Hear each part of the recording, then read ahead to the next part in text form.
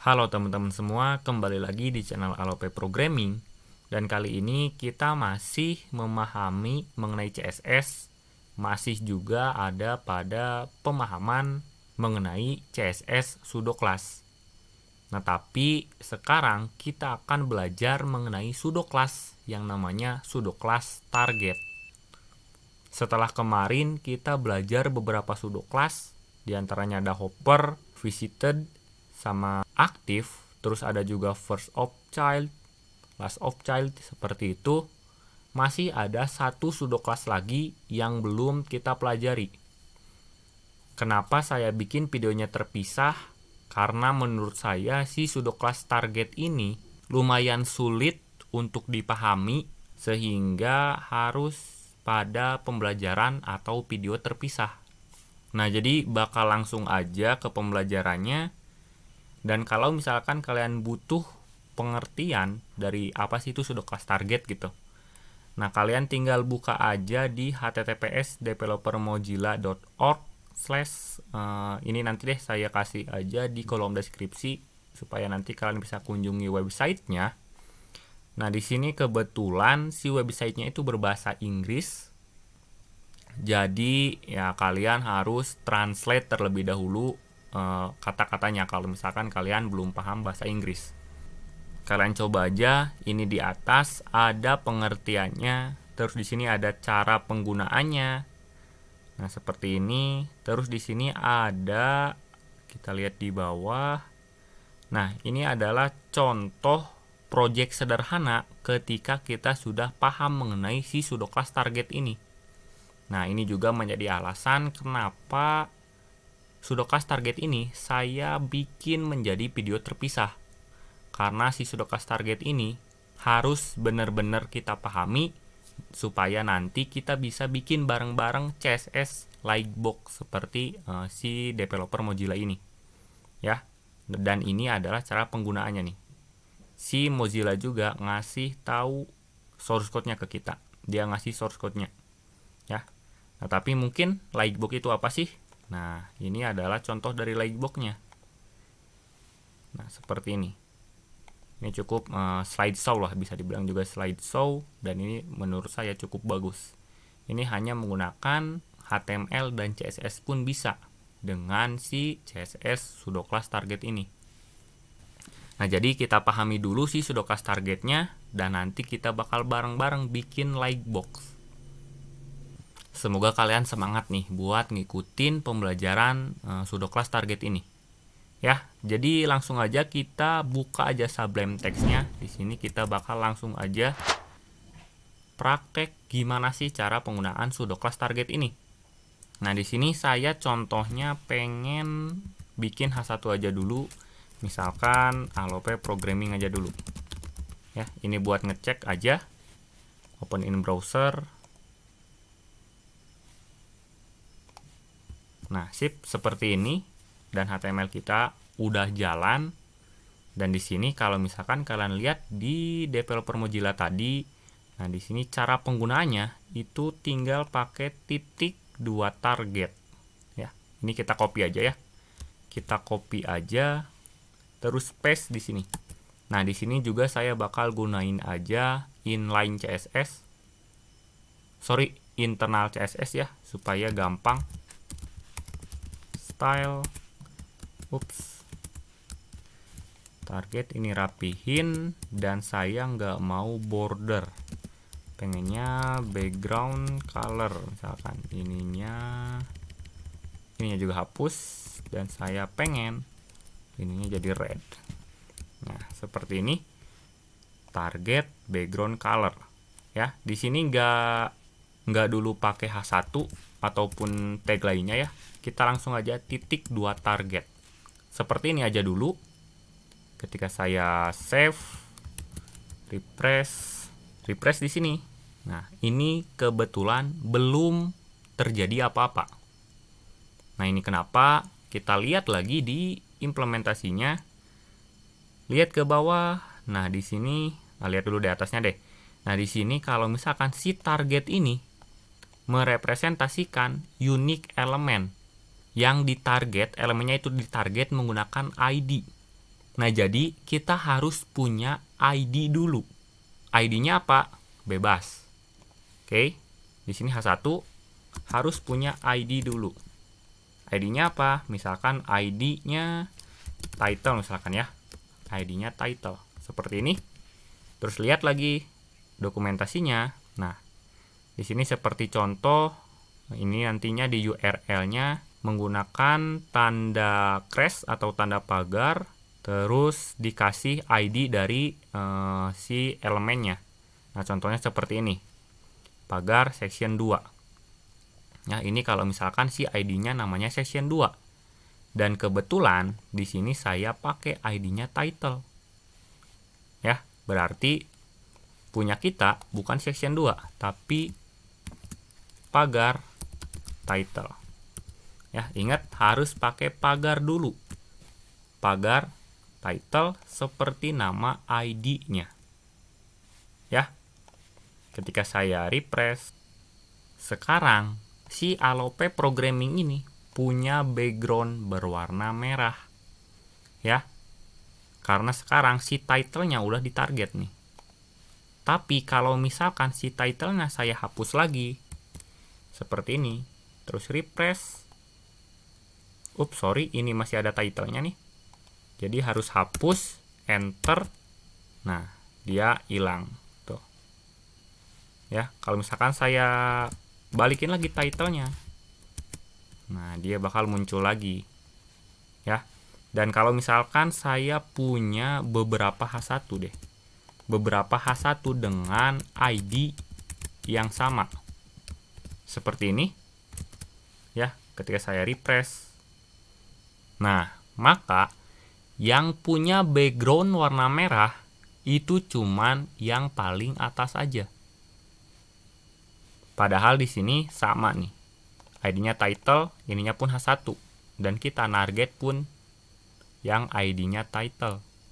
Nah, ini kenapa? Karena kalau misalkan kita lihat di dokumentasinya, ini si target ini, sulkas target ini harus unique element. Jadi dia harus nargetkan unique element. Unique itu jangan ada yang sama lah istilahnya. Harus satu aja. Nah, jadi kalau misalkan dia sama seperti ini, ininya H1, ID-nya title seperti ini, itu dia gak bakal bisa. Dia bakal cuman nganggap satu aja. Ya, jadi si kelas target ini harus unique element. Dan sebenarnya di HTML pun sebenarnya ya, ID itu jangan sampai sama seperti ini seharusnya. Oke, itu cara penggunaan ID yang benar. Jadi jangan sampai ada ID yang sama. Nah, oke, sekarang kita bakal coba hapus. Nah, kalau misalkan kita lihat dokumentasinya lagi, di sini ada bagian examples nih. Lihat di sini dia punya A, ya, dia punya anchor yang diharef ke crash P1, yang dimana ini P1 ini merupakan ID dari tag P. Ya, oke, kita coba bakal bikin CSS-nya di sini. Jadi backgroundnya gold, di sini ada before. Ini kita lewat dulu aja ya. Kita belum pelajari mengenai pseudo elemen before sama after. Oke, kita bakal coba seperti ini juga ya. Balik lagi ke Sublime Text-nya. Di sini kita mungkin bakal sedikit beda, gak apa-apa. Saya punya UL, LI, terus ada tag A. Ya. Href-nya kosongin dulu aja, tapi di sini saya punya misalkan jangan deh. Title 1 misalkan. Terus yang LI ini saya copy terus paste sampai 3.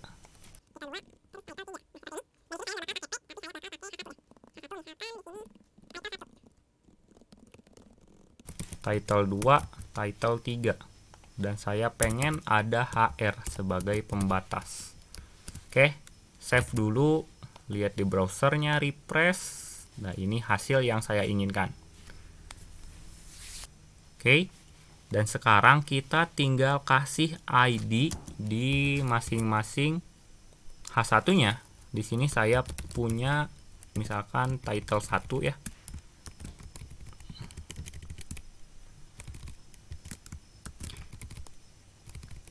Yang bawah saya kasih title 2, terus yang ini saya kasih title 3.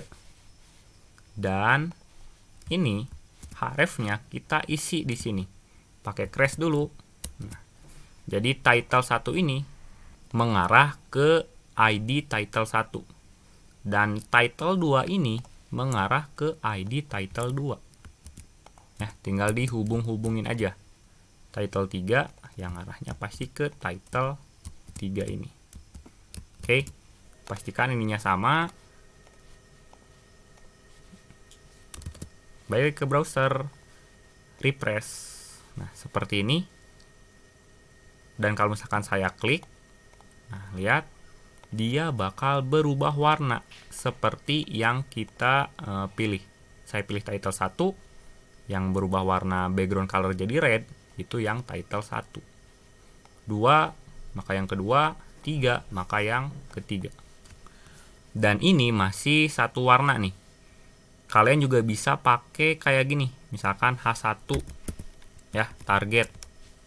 Ini sama aja bakal. Dia bakal sama aja. Ya. Nah, jadi kalau misalkan kayak gini, ini kalau misalkan elemen H1 itu ditarget ya, maka bakal background color red, maka ini bakal dijalankan. Kalau misalkan yang awal tadi, kalau ini artinya CSS, kalau misalkan ada elemen yang ditarget, elemen apapun, mau A, mau UL, mau LI, mau div, mau apapun pokoknya, kalau misalkan dia ditarget, background colornya jadi warna merah. Ya. Jadi kalau misalkan pakai H1, ini bakal lebih spesifik. Oke. Dan kita juga bisa pakai kayak gini. Misalkan H1 kalau misalkan ditarget, ubah colornya jadi white ya. Dan kalau misalkan H1 yang ID-nya title 1 yang ditarget ya, paham ya? Di sini background colornya jadi red. Oke. Yang ini copy, paste di bawahnya. Nah, ini kan yang title 1 ya. Kalau misalkan H1 yang title 1 ditarget, dia background colornya red. Kalau misalkan yang 2, background colornya jadi blue misalkan. Dan kalau misalkan dia target yang ID-nya title 3, jadi yellow atau mungkin green deh. Nah, seperti ini. Ya. Jadi kalau misalkan seluruh H1 ditarget, dia berubah warnanya, warna fontnya jadi warna putih. Dan kalau misalkan si H1 title 1 ditarget jadi warna merah, yang 2 jadi blue, yang 3 jadi green. Oke, ketika saya save tadi udah refresh. Nah, lihat title 3 jadi warna hijau dengan teks warna putih, 1 warna merah, warna biru. Tuh, lihat. Si pseudoclass target ini bisa kalian mainin sendiri. Ya. Atau deh, mungkin di sini saya punya lagi gini. Yang title 1 ini saya ke div aja ya. Div, terus ini title 1. Nah, tapi untuk yang satu aja ya. Nah, seperti ini. Terus mungkin di sini saya kasih P. Misalkan lorem, tapi jangan terlalu panjang. Segini aja misalkan. Nah, seperti ini. Dan karena ini sudah saya atur jadi div, otomatis ini udah gak jalan nih. Nah, ini hapus. Jadi yang atas cuman pakai title aja. Title 1 karena di sini sudah nggak pakai H1. Atau kalian juga bisa pakai div kayak gini. Oke. Refresh dulu. Nah, sekarang di seperti ini ya. Dan sekarang saya pengen si P ini hanya akan tampil ketika dia ditarget. Jadi kalau misalkan saya klik title 2, nah ini bakal hilang. Ya. Paham ya? Ketika saya klik title 1, nah si tag P ini bakal muncul. Oke, paham ya? Nah, jadi caranya gampang. Si tag P ini ada di dalam div yang kelas title 1. Ya. Jadi saya tinggal kasih div title 1 P. Oke. Displaynya none supaya dia hilang. Refresh. Nah, lihat. Dia sudah hilang, tapi dia hilang terus. Ketika saya klik title 1, dia belum muncul tuh. Ya. Nah, jadi sekarang tinggal kasih aja div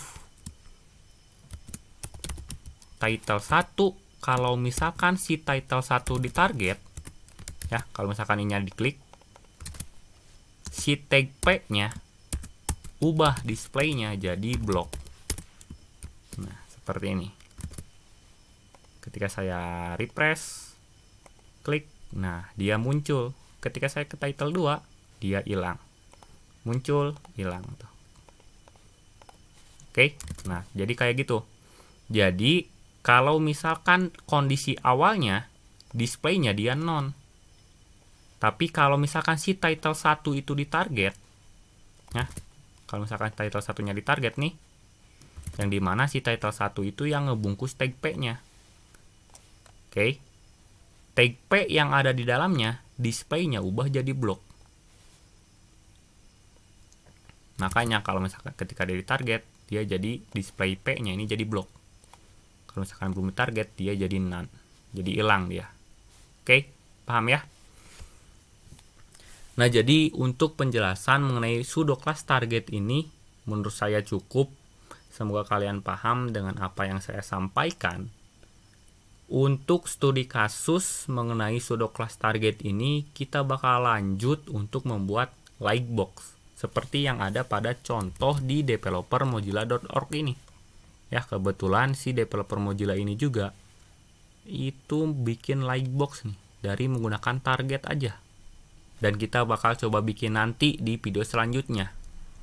Tapi mungkin untuk selanjutnya kita bakal coba bahas dulu yang namanya pseudo element, yaitu before ya. Sama nanti kita bakal berkenalan dengan pseudo element after. Jadi ditunggu aja untuk lightboxnya. Kita pelan-pelan aja. Ya, itu untuk pseudo class target. Lumayan seru tadi pembelajarannya, dimana kita sudah coba bikin studi kasus kecil sendiri. Ya, seperti ini.